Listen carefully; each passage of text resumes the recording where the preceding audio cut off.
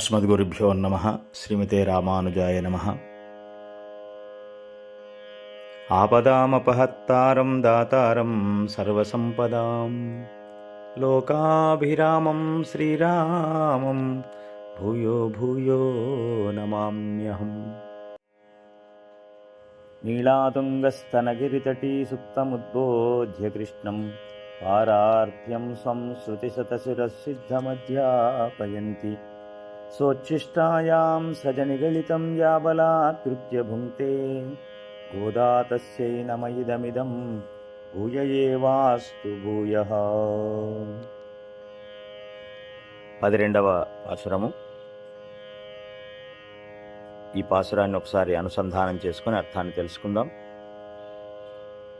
కనైత్తిలంగత్తెరుమై కన్నొక్కిరంగి నినైత్తుముళై వజియే నిన్ను పాల్ சோர நனைத்தில்லம் சேராக்கும் நஞ்செல்வன் தங்காய் பனித்தலை வீழ நின் வாசல் கடை பத்தி சினத்தினால் தென்னிலங்கை கோமானை செத்த மனத்துக்கினியானை பாடவும் நீவாய் திறவாய் இனித்தா நெஜுந்திராய் ஈதென்ன பேருரக்கம் அனைத்தில்லத்தாரும் அறிந்து ఏలోరెంపవాయ్. ఇంతకుముందు పాసురంలో స్వధర్మ నిరతులైనటువంటి గోపాలురు అంటే చక్కగా తమ యొక్క వృత్తి ధర్మాన్ని ఆచరిస్తూ శత్రువులను నిర్జింపచేయగలిగిన భుజబల పరాక్రమములైనటువంటి వారు గోపాలురు. ఈరోజు ఉన్నటువంటి ఈ గోపిక యొక్క కుటుంబం ఎలాంటిదంటే కృష్ణునితో కలిసి తిరుగుతూ తమ స్వధర్మాన్ని కూడా విడిచిపెట్టిన వాళ్ళు. అంటే కృష్ణునికి అత్యంత సన్నిహితమైనటువంటి స్నేహితుని చెల్లెలు ఈవిడ. అత్యంత సన్నిహితుడు అంటే కృష్ణుడు ఎప్పుడూ కూడా ఈ స్నేహితుని భుజం మీద చెయ్యి వేసుకొని ఎక్కడికైనా వెళ్ళాలి, ఎప్పుడూ ఈ స్నేహితుడు తన వెంటే ఉండాలి. అలాంటి స్నేహబంధము కలిగినటువంటి వారి చెల్లెలు ఈవిడ. అంటే అన్నగారితో స్నేహం చేసి ఈమెను కూడా ఈమె సౌందర్యానికి ఈడుబడి అన్నగారి స్నేహము ద్వారా ఈమెను కూడా ఈమె ప్రేమను కూడా పొందుతున్నాడు కృష్ణయ్య. కృష్ణయ్య ఎన్నో తెలివితేటలు ఉపయోగిస్తూ గోపికలందరినీ తన వశం చేసుకుంటున్నాడు. అందులో ఇదొక ఉపాయం. ఈమె అన్నగారిని తన స్నేహితుడుగా, అంతరంగిక స్నేహితుడుగా పెట్టుకొని అన్నగారి స్నేహము ద్వారా ఈవిడతో ప్రేమ కొనసాగిస్తున్నటువంటి మహనీయుడు కృష్ణస్వామి. స్వధర్మ శరీరము కర్మ చేయుటకు వీలుగా ఉండడానికే ఈ శరీరము సృజింపబడింది. ఒక్క క్షణమైనా కర్మ చేయకుండా ఎవ్వరు కూడా ఉండలేరు. ఏదో శ్వాస పీల్చుకోవడమో, నడవడమో, చేతులు ఊపడమో, ఏదో ఒక కర్మ అయితే తప్పకుండా చేయాలి. అది స్వధర్మ జ్ఞానము. నా కొరకై చేసుకుంటున్నాననే తెలివితేటలు భగవంతుణ్ణి వ్యతిరేకించడానికి కాకూడదు. ఆ జ్ఞానం భగవద్భక్తికి ప్రతిబంధకంగా ఉండేటువంటి పాపాలను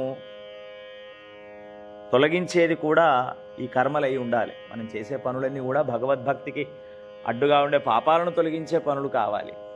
అందుకే భగవద్గీతలో కృష్ణ పరమాత్మ అంటున్నాడు, యజ్ఞదాన తపఃకర్మ నత్యాజ్యం కార్మ్యమేవ తత్ యజ్ఞోదానం తపశ్చైవ పావనాని మనీషిణాం.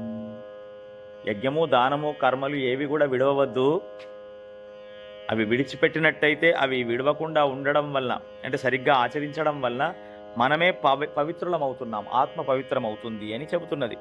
అలాంటిది స్వధర్మాన్ని కూడా విడిచిపెట్టాడు ఈయన. నిత్యము పితకవలసిన పాలను కూడా, గోవులను పోషించుట, పాలు పితుకుట అనేటువంటి విషయాన్ని విడిచిపెట్టి కృష్ణుడే ఉపాయం, కృష్ణుడే సర్వం. అటువంటి గోపాలుణ్ణి కీర్తిస్తూ ఆయన చెల్లెలైనటువంటి ఈ గోపికను నిద్రలేపుతున్నారు. మరి ఇది ఎట్లా కుదురుతుంది? యజ్ఞదానములన్నీ కూడా చేస్తూ పరమాత్మను ఆరాధించమన్నది కదా శాస్త్రము. మరి ఇది విడిచిపెట్టి కృష్ణుని వెంట తిరిగితే కుదురుతుందా అంటే పరమాత్మ దాన్ని సరిపుచ్చుకుంటున్నాడు. ఎట్లా? మత్కర్మ కుర్వతాం పుంసాం కర్మలోపే భవేద్యది తత్కర్మ కుర్వతే నిత్యం తిస్రకోట్యో మహర్షయః. ఒకవేళ తన స్వధర్మాలను విడిచిపెట్టినటువంటి వారు తననే పట్టుకున్న వారి కొరకు తననే ఉపాయంగా కృష్ణ నీ చరణములు తప్ప అన్యము మాకు వద్దు అని స్వధర్మాన్ని కూడా విడిచిపెట్టి నిత్యము స్వామినే పట్టుకున్న వారి కొరకు అనేక కోట్ల మంది ఋషులు వీరి కొరకు వారు అనేకమైన తపస్సులు చేస్తున్నారు అని అంటున్నాడు భగవానుడు భగవద్గీతలో. అంటే అలా విడిచిన వాళ్లకు కూడా దోషం లేదు, పరమాత్మను పట్టుకున్న వారికి. ఇప్పుడు దేవస్థానం మనం ఒక ఉదాహరణ తీసుకుంటే, స్వామివారి రథోత్సవం జరుగుతుంది ఏదో దేవాలయంలో, మనం ఆ రథోత్సవంలో పాల్గొనడానికి వెళ్ళాము. మనం నిత్యం సాయంకాలం చేసుకునేటువంటి విధులు ఏదో వంట చేయడమో, సంధ్యావందనం ఆచరించడమో, సాయంకాల ఆరాధనో, ఇవేవి అన్ని విడిచిపెడుతున్నాం కదా. విడిచిపెట్టి ఆ రథోత్సవంలో వెళితే మనం అనుకున్న సమయంలో అవుతుందా? ఆ రాత్రంతా గడిచిపోయింది, తెల్లవారింది. తెల్లవారి ఉదయం 8-9 రథముతో పాటుగా మనం రథాన్ని లాగుతూ స్వామి కైంకర్యంలో ఉంటూ దేవాలయానికి వచ్చాము. ఈ మధ్యకాలంలో మనం అన్నిటినీ వదిలిపెట్టాము. ఇప్పుడు మరి వదిలిపెట్టిన దోషం ఉంటుందా? ఉంటుంది. కానీ ఈ దోషము కన్నా పరమాత్మను ఆశ్రయించి ఆయన కైంకర్యంలో పాల్గొన్న దోషము చేత ఈ దోషము తుడిచివేయబడింది. అంటే భగవత్ కైంకర్యములో ఉన్నటువంటి సందర్భములో మనము చేసే నిత్యకర్మలు విడిచినా కూడా దోషం లేదు. అది పరమాత్మే దాన్ని సరిచేస్తున్నాడు.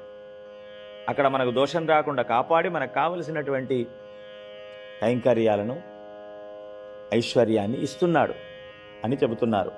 అందుచేత మత్కర్మ కుర్వతాం పుంసాం కర్మలోపే భవిష్యతి. నా కొరకు కర్మలు చేస్తూ వారు నిత్యం చేసే కర్మలలో లోపం చేసినా కూడా తత్కర్మ కుర్వతే నిత్యం తిస్రకోట్యో మహర్షయః. అనేక కోట్ల మంది మహర్షులు, అనేక లోకాలలో ఉన్న మహర్షులందరూ నా కైంకర్యములోని నిత్యకర్మలు విడిచిన వారి కొరకై వాళ్ళు అనేక కర్మలు ఆచరిస్తూ యజ్ఞదానాలు చేస్తున్నారు. కనుక మీరు చింతించనవసరము లేదు అంటాడు. అంటే భగవంతుని యొక్క గొప్పతనం. లక్ష్మణుడు కూడా మనకు రామాయణంలో ఒక ఉదాహరణ కనిపిస్తుంది. లక్ష్మణస్వామి తన భార్య, తన తల్లి, తన అయోధ్య, తన తండ్రిని అందరినీ విడిచిపెట్టి సీతారామ కైంకర్యంలోకి వెళ్ళాడుగా. వాల్మీకి మహర్షి అంటున్నాడు, లక్ష్మణో లక్ష్మివర్ధన. అరణ్యవాసంలో ఉన్నప్పుడు లక్ష్మణుడు వృద్ధి పొందుతున్న ఐశ్వర్యవంతుడు. అంటే అన్నీ విడిచిపెట్టొచ్చి సీతారాములను సేవ చేస్తూ బానిసవలే పనిచేస్తున్న లక్ష్మణుడు లక్ష్మివర్ధనుడు ఎలా అవుతున్నాడు? మహర్షి అబద్ధం ఆడతాడా? సత్యమే పలుకుతున్నాడు. భార్య, తల్లి, భోగాలు అన్నీ వదిలి పరమాత్మ కైంకర్యములో ఉన్నవాడు నిజంగా చేయవలసిన దానికన్నా ఎక్కువ పుణ్యం చేస్తున్న వాడి కింద లెక్కగడుతుంది శాస్త్రం. సీతారాములంటే లక్ష్మీనారాయణుల యొక్క కైంకర్యములో ఉంటూ రాత్రి పగలు తేడా లేకుండా జాగ్రత్త స్వపతశ్చతే, రాత్రి పగలు 2 వేళలో నేనే సర్వము, అహం సర్వం కరిష్యామి, నేనే సర్వం చేయాలి రామచంద్ర అని శరణాగతి చేసినటువంటి లక్ష్మణస్వామి నిజమైనటువంటి కైంకర్య శ్రీమంతుడు. తమ కర్మలు ఆచరిస్తూ భగవంతుని సేవగా మన కర్మలు మనం చేసినా మనం శ్రీమంతులమే. అంతకంటే గొప్ప శ్రీమంతులు ఒకవేళ పరమాత్మతో అంత బంధం ఏర్పరచుకొని ఆత్మను ఆయనతో రమింపజేస్తూ కర్మలను విడిచిన వాళ్ళు కూడా శ్రీమంతులే అని ఇతిహాసములు, పురాణములు, ఉపనిషత్తులు చెబుతున్నాయి. అహం తావన్మహారాజే పితృత్వం నోపలక్షయే భ్రాతా భర్తా చ బంధుశ్చ పితా చ మమ రాఘవ. బంధుత్వాలను, తల్లిదండ్రులను, అన్నదమ్ములను అన్నిటినీ ఆరాధించాలి, సేవించాలి, వాటికి సేవ చేయాలి. ఇది మన ధర్మం. కానీ నేను దశరథ మహారాజును తండ్రిగా భావించట్లేదు. అహం తావన్మహారాజే, నీకు దశరథ మహారాజును తండ్రిగా భావించట్లేదు. అలాగే రాముడే నాకు తండ్రి, సోదరుడు, భర్త, బంధువు సకలం. కనుక నేను ఆ కైంకర్యంలో ఉంటున్నాను కనుక ఇవన్నీ చేస్తున్నట్టే లెక్క అని లక్ష్మణస్వామి అంటున్నాడు. గజేంద్రుడు మొసలితో పీడించబడుతూ 1000 సంవత్సరాల పోరాటము చేసి శరీరమంతా చిక్కి శల్యమై అస్థిపంజరం మిగిలినటువంటి గజేంద్రుడు ఒక్కసారి భగవన్నామము చేత పరమాత్మను ప్రార్థిస్తే ప్రార్థించే మనుక్షణమే భాగవతంలో అంటున్నారు గజేంద్రుణ్ణి సతునాగవర శ్రీమాన్, శ్రీమంతుడు గజేంద్రుడు. అంటే తన భార్య బిడ్డలందరికీ దూరమై మృత్యుముఖములో ఉన్నటువంటి గజేంద్రుడినట నాగవర శ్రీమాన్, శ్రీమంతుడైనటువంటి గజేంద్రుడు అని అంటున్నారు. ఎట్లా శ్రీమంతుడు? ఏనాడైతే భగవంతుని యొక్క స్వరూపాన్ని ప్రార్థించి రక్షించమని వేడుకున్నాడో ఆర్తి చేత ఆ రోజే శ్రీమంతం ప్రారంభమైనది. ఆత్మకు సర్వము విడిచిపెట్టి భార్య బిడ్డలను లంకను వదిలేసి రామచంద్రస్వామి దగ్గర దీనంగా బానిసలాగా శరణాగతి చేయడానికి ఆకాశంలో నిలబడ్డ విభీషణుడు అంతరిక్షగత శ్రీమాన్ రామాయణం అంటున్నది. అంటే శ్రీమంతం అంటే ఈ లోకములో భౌతికమైన భోగములు కావు, పరమాత్మను ప్రేమించి ఆయనే సర్వమని భావించి కైంకర్యము చేసిన నాడు నిజమైన శ్రీమంతం. అలాంటి శ్రీమంతం కలిగిన గోపాలుని యొక్క చెల్లెలు ఇవాళటి గోపిక. అందుచేత కనైత్ ఇలంగత్తెరుమై, ఈమె దగ్గర ఉన్నటువంటి ఈమె ఇంటి ముందు కూడా అనేకమైనటువంటి గేదెలు గోవులు కట్టేయబడి ఉన్నాయి. ప్రొద్దున్నే తెల్లవారుజామున 4 గంటలకు లేచి చిన్న మేతకు పంపించి అవి వచ్చిన తర్వాత పాలు పితికి మళ్ళీ పెద్ద మేతకు పంపించాలి. ఇది గోపాలుల యొక్క నిత్యకృత్యం. అలాంటిది కృష్ణుడితో తిరుగుతూ ఉన్నటువంటి గోపాలుడు కృష్ణ అనుభవంలో ఉంటూ ఇంటికి పశువుల యొక్క పాలైన పితకకుండా కృష్ణ సన్నిధిలోనే జీవితం సాగిస్తూ ఉన్నాడు, కర్మలు వదిలిపెట్టినాడు. అందుచేత ఈ ఇంటి ముందు ఎలా ఉన్నదట, గేదెలన్నీ కూడా ఇలంగత్తెరుమై, ఆ లేగదూడలున్నటువంటి ఆ గేదెలు కనైత్తు అరిచి అయ్యో పిల్లలకు పాలిస్తే బాగుండును అని మనసులో ప్రేమ చేత అరచి, కన్రుక్కు ఇరంగి, దూడ కొరకై అవి మనస్సులోనే అయ్యయ్యో నా దూడకు పాలిస్తే బాగుండునని మనసులో జాలి కలిగినవి. నినైత్తు, ఎప్పుడైతే వాటి హృదయంలో జాలి కలిగిందో ప్రేమ కలిగిందో అవి దూడలు వచ్చి పొదుగులో నోరు పెట్టాయని భావించి వర్షిస్తున్నాయి. పాలు పితకకుండానే పాలు కారిపోతున్నాయి పొదుగులో నుంచి. అంతటి ఐశ్వర్యము ఇంటి ముందు గేదెలు ఆవులలో కనబడుతూ ఉన్నది. ఈ గోదాదేవి గోష్ఠి ఈమె ఇంటి ముందుకు వచ్చేసరికి కనిపించిన దృశ్యం ఏమిటంటే, ఆ దూడలన్నీ కలిగి ఉన్నటువంటి గేదెలు పిండేవారు పాలు పితికేవారు లేక ఆ గేదెలే పిల్లలొచ్చి మా పొదుగులో మూతిని పెట్టి పాలు తాగుతున్నాయని మనసులో భావించి పాలు స్రవిస్తూ ఉన్నాయి. అలాంటి గొప్ప పాలిచ్చేటువంటి పశు సంపద. ములైవజియే, ఆ శిరముల గుండా, ఆ పాల యొక్క పొదుగులో ఉన్న శిరముల గుండా నిన్రు పాల్సోరా, ఎడతెగక పాలు కారిపోతూ ఉన్నాయి. అంటే కర్మను విడిచిపెట్టాడు ఈ గోపాలుడు. ఇంట్లో పాలు పితకాలన్న ధ్యాస కూడా లేకుండా కృష్ణుడితో కలిసి తిరుగుతున్నాడు రాత్రులంతా.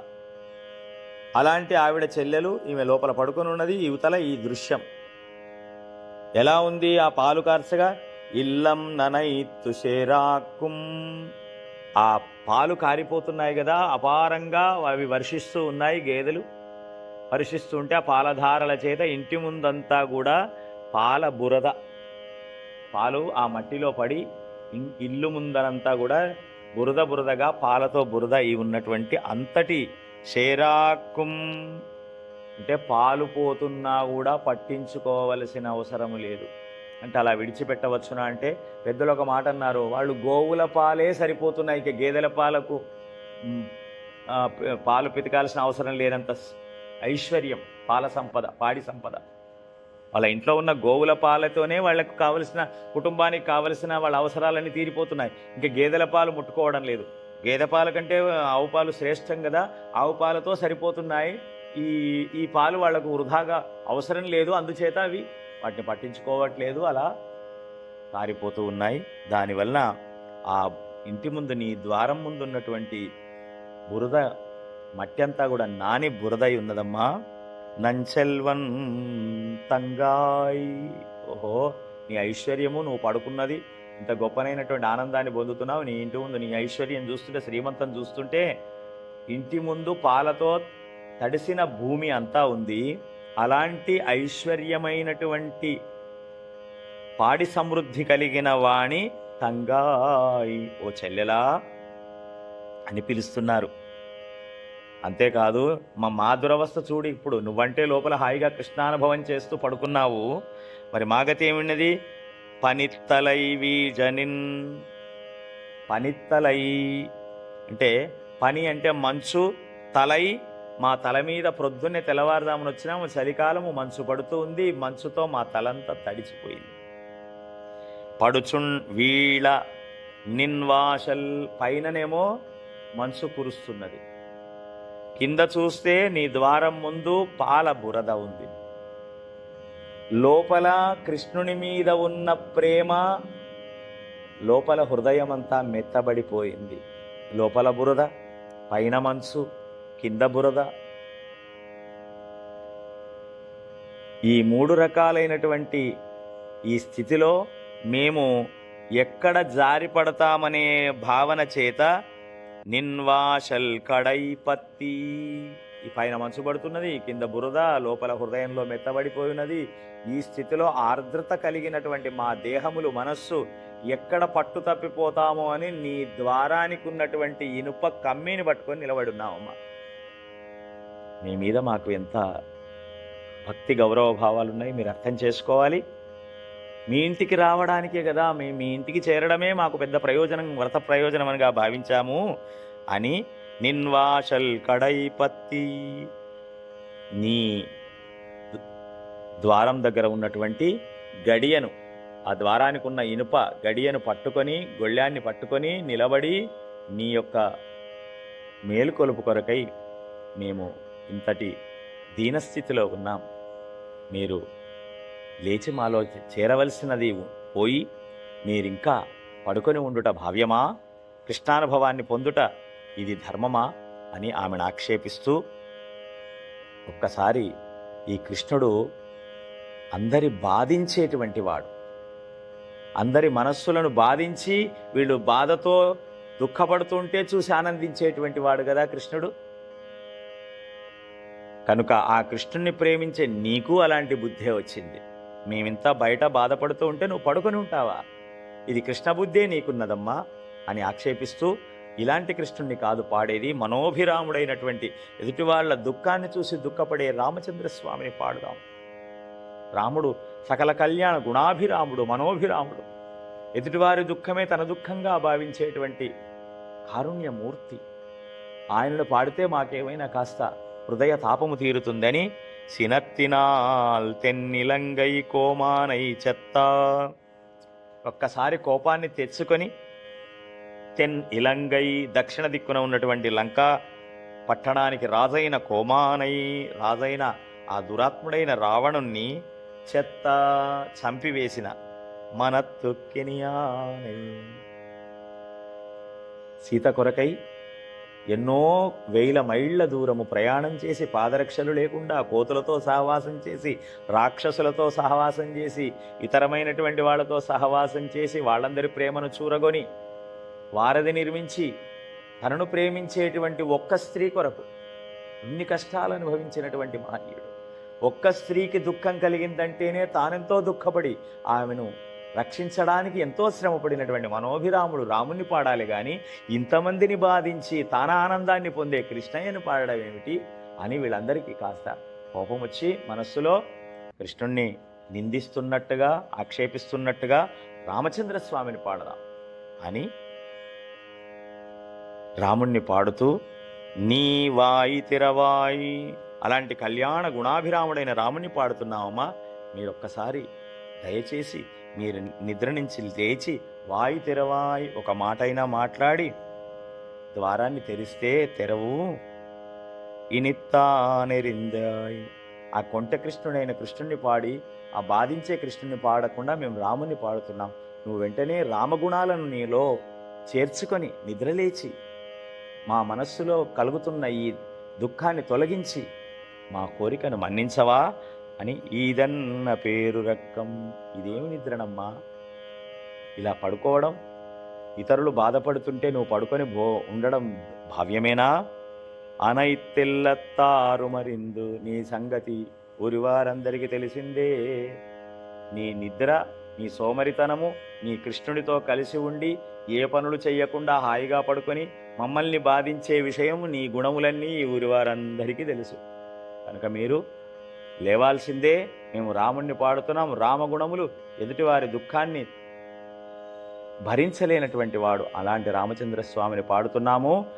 రామకళ్యాణ గుణాలన్నీ నీవు కూడా స్వీకరించి మా హృదయ తాపాన్ని తొలగించి మీరు వచ్చి ద్వారం తెరిచి నోరు తెరిచి మాతో మాట్లాడి మాలో చేరండి అని గోపికను నిద్రలేపారు. ఆండాళ్ తిరువడిగళే శరణం. మాతృశాకించన త్రాణబద్ధ కంకణపాణయే విష్ణుచిత్తతనూజాయై గోదాయి నిత్యమంగళం. మంగళాశాసన పరేర్మదాచార్య పురోగమై సర్వైశ్చ పూర్వైరాచార్యై సత్కృతాయాస్తు మంగళం. జై శ్రీమన్నారాయణ.